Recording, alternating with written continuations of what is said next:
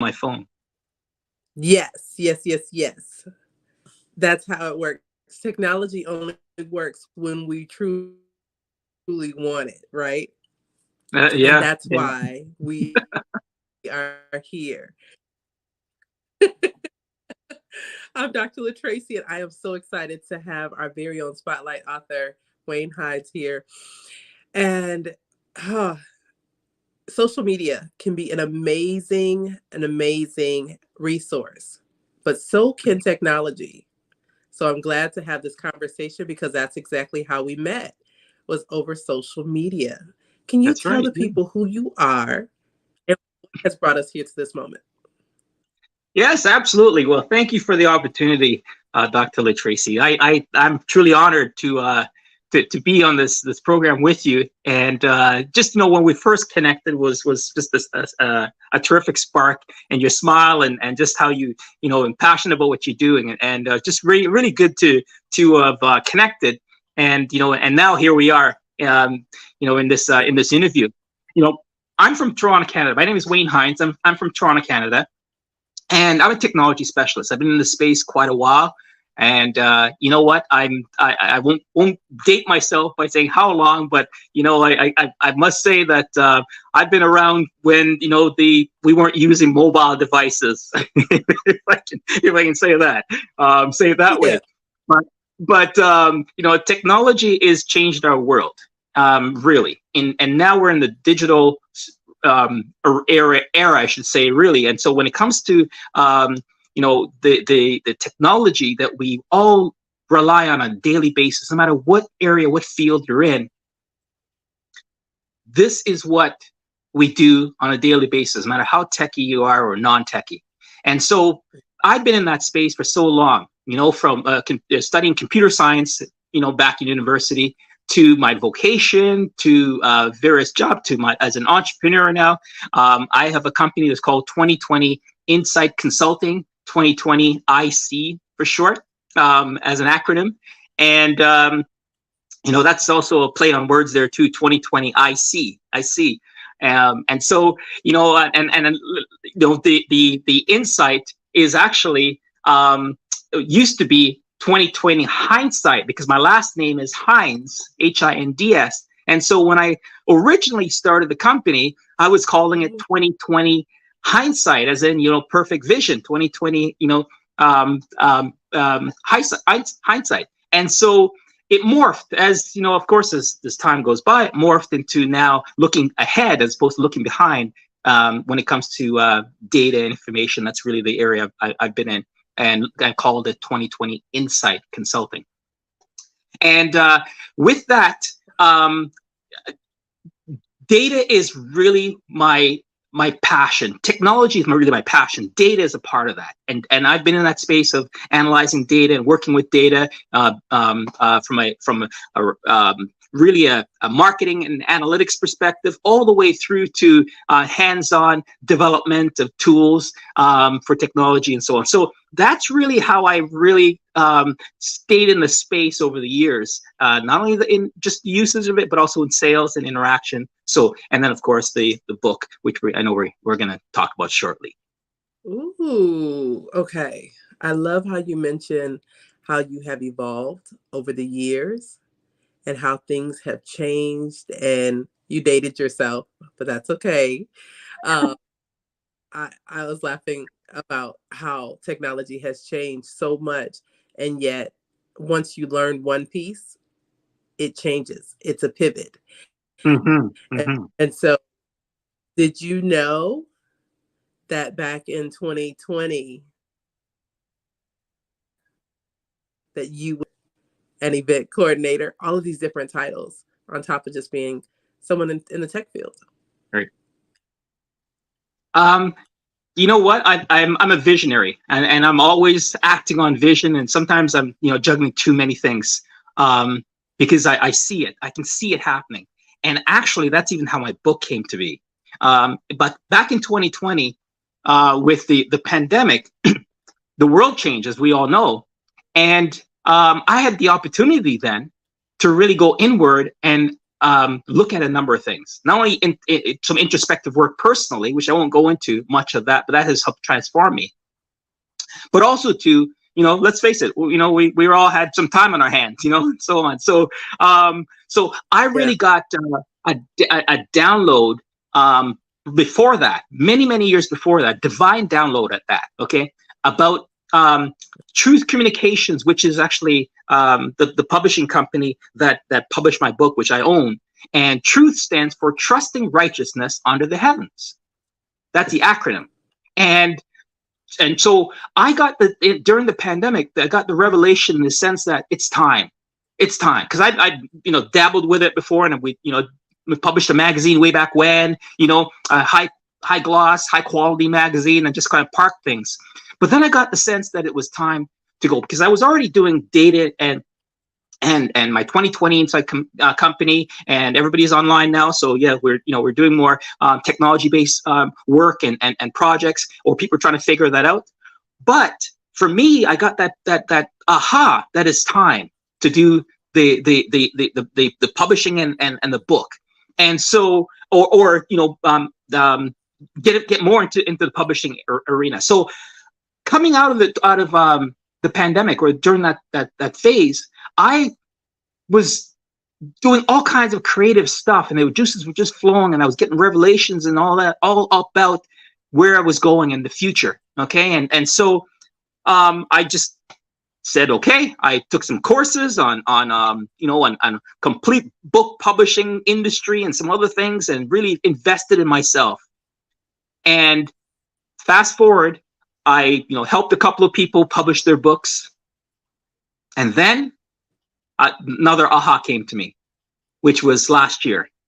And that aha was, you are a lover of technology. The world is changing. You kind of see how this was going to come to fruition. And it's happening. And not only that, but you're in the space, and you've got this wealth of knowledge and so on. And I said, wait a minute, I can write my own book. Yes. So I wrote my own book.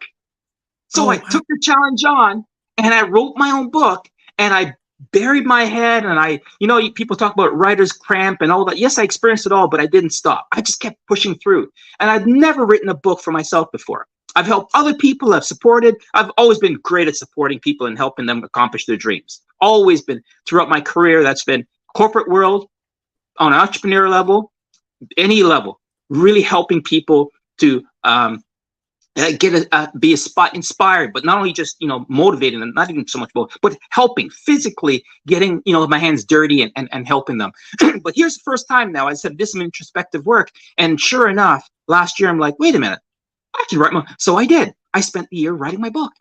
I wrote, and I was going through some personal challenges at the time too, but I buried my head, and I kept going. And I had a brother who was very close to me at the time that had his family. He had some young kids, and we spent a lot of quality time together, and it was really just a wonderful time. And then he was one of my encouragers. He was encouraging me, right? You can do it, brother. You can do it, bro. And I just kept going. And then, for the American listeners, I'm in Canada here, of course. So, but American listeners, your Thanksgiving is November. Our Thanksgiving is October. Oh. And then I'm about to publish my book, because I had the timelines, everything ready in October, ready to go.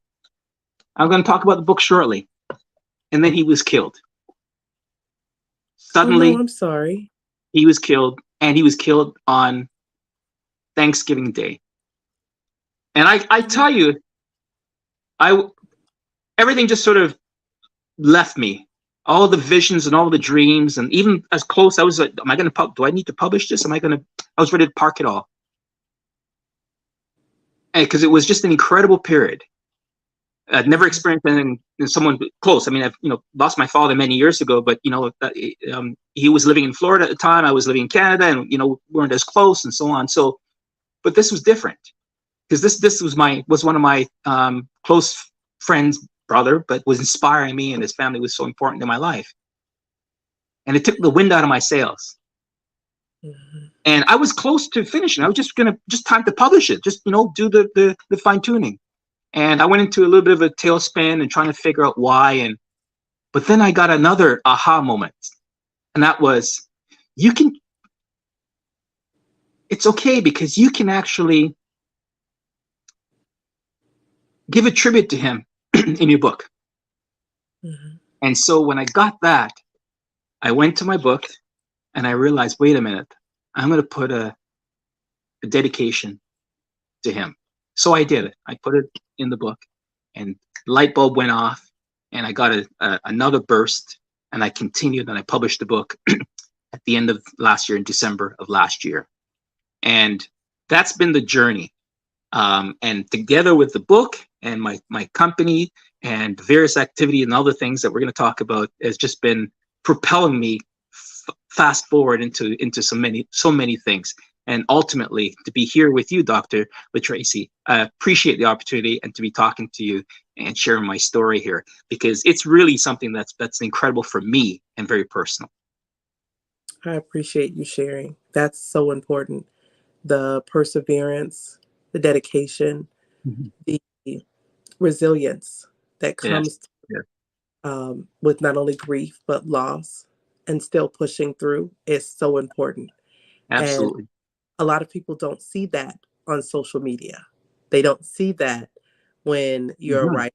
Don't see the things that you go through. And so I'm glad that you mentioned that, because I tell people all the time, life happens to us That's all. right. That's right. And sometimes we have to take a step back. We have Yeah. to get centered, and we have to get refocused so that we can go back out there. Re Right. means to turn and to do again. And so a lot of people just say, no, no, no, you just keep going. I'm glad that you kept going, because it's Yeah. brought you to this place. But I'm also glad that you continue to respect and honor your brother, Hmm. uh, for his position as the biggest cheerleader, um, but also one who inspired you to go forward. Absolutely. Absolutely. And I to this day, even though he's not with me, he's wind under my sails in some regard, because I remember how important that season was and the role he played in that. But now I'm at another level, and moving forward. Should I talk about the book a bit, or the title? I can. Well, You. right now, go ahead and pause so that we can Yeah. enter your commercial in, and then we'll come right back to talk about the book. So Sounds stay right. good. Excellent. Excellent. All right. So I'm looking forward to hearing all about your book and what has become of it. Yes, yeah, as I shared with you a little bit about the journey earlier, and I just, I'm a visionary. I look ahead, and I'm excited about the journey, but just the various things that have happened since has really been incredible. When I wrote the book, as I said, I wrote it uh, out of my experience, out of my knowledge, out of the journey I've been on in the area of technology, and the book is called "Reclaim Your Digital Gold." It's your Ooh, power. yes. How your personal data is changing business. And as we've entered this digital era, all right, those of you who are, my generation, we think of analog, right? And then everything is digitized now. Yeah. Everyone has a mobile device, or, we're all connected to the internet. And the reason why I titled it Reclaim Your Digital Gold is because our data is so valuable, and that we're literally giving it away. Anytime we go on the internet, or anything we do in the digital space, it's all data. It's a digital footprint. It doesn't matter where or how, or if you're want to or not. As long as you're online or connected, you're leaving snippets of data behind. And so the revelation that I got as I was writing the book, and I did a lot of research to do it. I pressed through, but I did an incredible amount of research to pull this together, especially in such a short time. Mhm. Data is one of the most important commodities of our time. In fact, there was an article that was written, and I wrote it in my book. There's an article that was written back in 2017 by The Economist, and they concluded, based on their research, and a very well-respected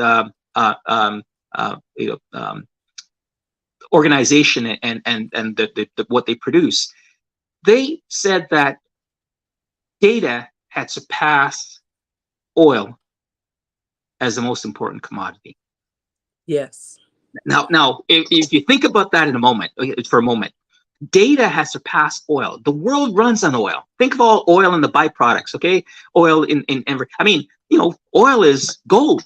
In fact, I mentioned it, about data being the new gold, but again, that's why I call it digital gold. But also, too, oil was called black gold, in the early discovery of it, and to some extent, it still is. So you had the original gold rush, then you had the oil rush or black gold rush, and now you have the digital gold rush, is where we're in. And so, if data has surpassed oil as the most important commodity, and that was back in 2017, imagine where we are now, where it can go. So everyone is now talking about, in this year, is talking about AI and chat GPT and all that. Well, when I wrote my book, I did some research, and I certainly found OpenAI, which is the parent company of chat GPT and so on, and the great work that they were doing. And I mentioned a lot of that in there, but I didn't know what would happen this year. And essentially, data is food for AI.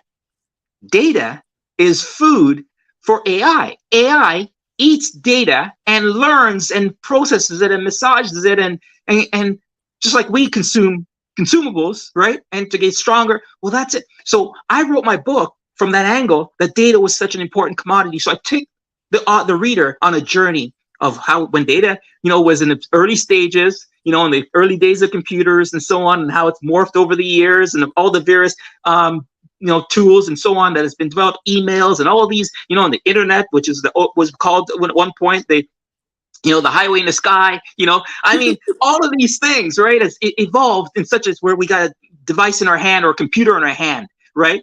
And now we've got digitization with such proliferation. And so I wrote the book from that angle, to showing how data is now the foundation for everything we do. Let me give you a concrete example of this. Microsoft owns LinkedIn. Now, Microsoft actually is, I'm going to give a number, you can fact check it, but, roughly 30 years old, maybe 40. Okay. Let's just give them a number of that.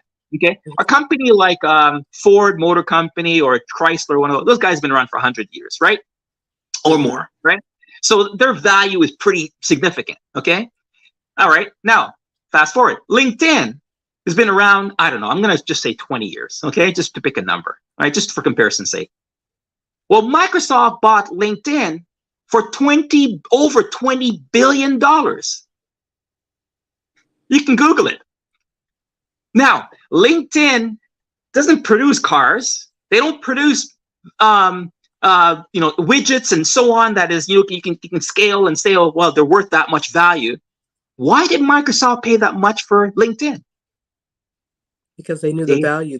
The value. Yes. You got it. The value in which it produces is incredible for the future, because the world is on there. Corporate is on there. Individuals are on there. It's a business network. It's a business. And, they do have, don't get me wrong, LinkedIn has products and, they've got that they sell, and you can subscription base and so on. But I gave you an example between them and, say, Ford Motor Company. If you're going to pay $20 billion, one would automatically think, oh, yeah, I can see Ford be worth that. Okay. By comparison. Yeah. And I'm not saying that they're not. I'm just saying, why would Microsoft pay that much? Because there's some great insight in their future of data that they know about, okay, and where technology is going. So I wrote the book from that perspective, as to show you the value of data and why, and our own personal data, because we're contributing to it. Look at Google, look at Facebook. Facebook doesn't charge us to use their platform, but our data is golden, and they're a multi-billion-dollar company, okay? Netflix, use any of those, and they use it to market to us and position to us, because once they get that information, they actually can collate it and massage it and create all kinds of data nuggets that they can use, okay, that because of the permutation and combination of the two. And now add AI into that, which we can talk about. But just real quickly, I'll just tell you just kind of the journey that I take folks on in the book. I talk about data as the new gold, right? I just mentioned it's more important than oil, according to economists, right? Information is power. How data is collected. In that chapter, I actually teach you how AI it learns. A model. They go to a model to show you how data learns, right? Because I'm a programmer background, computer science background, and I have that skill set to be able to teach people, how you can. So in an example, for example, concrete example, we show you how an AI system would be able to determine wine versus beer. If you put two glasses beside, how would you be able to do that? And I teach people how that's done.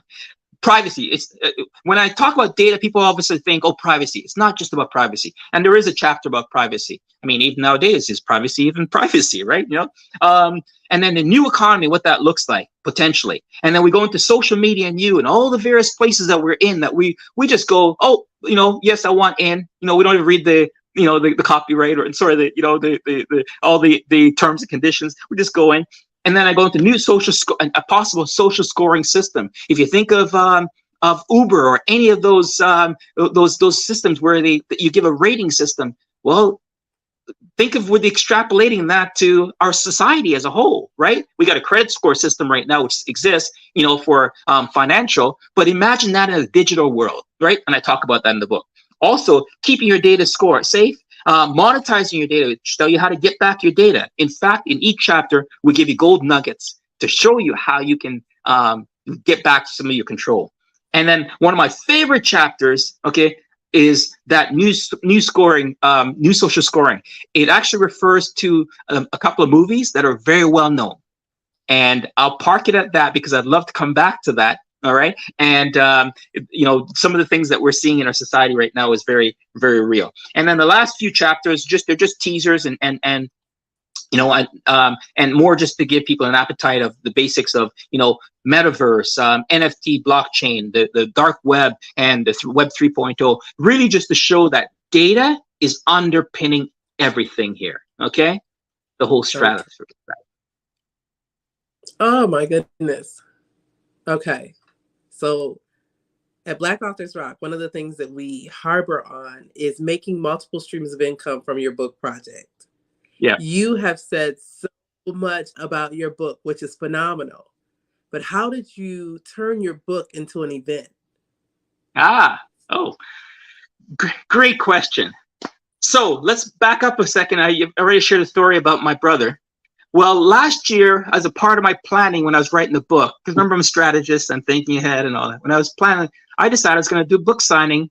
Came out of the pandemic, so I'm going to do a book signing, and then I will bring everybody to an event, and I'll get but I'm going to rent the facility and bring everyone and do a marketing campaign, etc. Mm-hmm. And when my brother died, I actually had the venue booked for November, had it ready to go. Actually, it was October. Yeah. Had it ready to go, so I was going to do a book signing there, and then when that happened, I parked everything. I parked it. And so what happened is this year, fast forward, I started the year with a bang, doing a lot of marketing and being a lot of radio shows and internet shows and like yours, and I did a number of those early in the year, and I had on the radar that I was going to do my physical, because that's the online, but I was going to do the physical one at the end of the year, the same time frame that I had planned last year in October, because I had the venue. I just decided to defer it. And so, it called me and said, Wayne, you're still good? I said, of course I'm still good. I just, I'll figure out the whole format and so on. And as time went on, I realized, wait a minute, I'm going to use that platform, not only to promote my book and tell people about my book, but there's so many people like you and I in the space that are doing great things, and just like you're doing and giving me this opportunity, which I so appreciate. I'm like collaborative. And fast forward, the event is October 25th, 2003. Yeah, here in Toronto, just in the suburbs of Toronto, Milton, Ontario, Canada. We have a wonderful venue, and I started out saying that I was going to do this event, and I will promote my businesses, the publishing, the book itself, my consulting, all these various things that I'm involved in. In which I also have a startup, a SaaS, company, right? Software as a service company. So anyway, so I'm like, I can do this, but I'm going to bring other people and give them the platform to share too. And I thought, I'll have about 5 or 7 one-day event. I'll just have 5 or 7 speakers. It morphed. I now have 18 speakers from all over the world that's coming into this event. Some are coming in virtually because it's a hybrid event. Okay, it's a physical venue, but we're also going to be streaming it online, and we're also going to have some speakers come in virtually, and people will be physically online. We're going to have exhibitors. We have sponsors. It just morphed. And these speakers are high quality speakers. And it's called, I had the name well before this, okay, but it's called FutureBizNow. And it's all around how data is revolutionizing and changing the way we do business, which is the tagline of my book. And how data companies, small, medium entrepreneurs, they're all struggling in different ways, and there's so much happening. It's changed so fast, and you look at the area of data and analytics, AI, the impact of AI. We look at leadership and training, and you look at all the various area innovations, and small and the brick and mortar stores, have to have an online presence, websites, all that stuff. So we're covering all that in the conference, and these speakers all are experts in their field, and all the areas go back, ironically, I didn't plan it that way, to the chapters of my book. I have speakers that are speaking on AI, I have speakers that are speaking on NFTs. I have speakers that are speaking on the transformation of business. The roster is a beautiful roster, and I'm not taking credit for this. It's how they all came to be a part of this event, and say they want to not only support, but they want to they wanted to contribute their skills. And they all have their companies, and a lot of those people are people that I'm very proud of the visibility, that they represent, and the cross section of our community, as well as the expertise that exists within our communities, is really going to be shining that day. And I have some great news that I'm not privy to share just yet, okay? Because we're having an after party, and then there's a tourism thing. So I'm not privy to share that much details yet, but I'm going to just keep it to the conference, okay? Because there's some fascinating things that I'll tell you about later that is in the works on